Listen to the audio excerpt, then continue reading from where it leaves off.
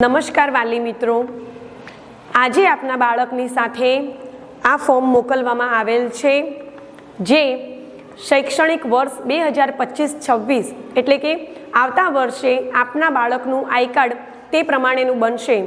તો ફોર્મની અંદર વિગતો ભરવાની છે, જેમ કે અહીંયા બાળકનું નામ, એડ્રેસ, જન્મ તારીખ, બાળકનું નામ અથવા સરનેમની અંદર જો તમારે કંઈ પણ સુધારો કરવાનો હોય તો એ પ્રમાણેનું ફૂલ નામ તમારે લખીને મોકલવાનું છે।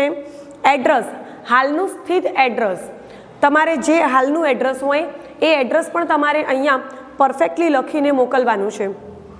તેમજ જન્મ તારીખ, જો જન્મ તારીખ શાળાના રેકોર્ડ મુજબ તમને લાગતી હોય યોગ્ય છે તો વાંધો નહીં, પરંતુ જો તમારે કંઈ સુધારો વધારો કરાવવાનો હોય તો જન્મનું ઓરિજિનલ પ્રમાણપત્ર લઈ આપે ક્લાર્ક ઓફિસમાં આવીને તે બદલાવી જવું।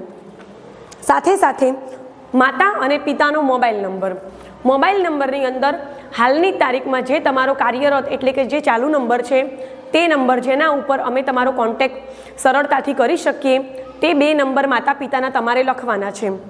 ત્યારબાદ છે નીચે કે શૈક્ષણિક વર્ષ 2025-26ની અંદર તમારે તમારા બાળકનો અભ્યાસ આપણી સ્કૂલમાં ચાલુ રાખવાનો છે, તો અહીંયા તમારે ખરાની નિશાની, અને જો શાળાની અંદર તમારે અભ્યાસ ચાલુ રાખવાનો નથી તો અહીંયા ખોટાની નિશાની કરી દેવી।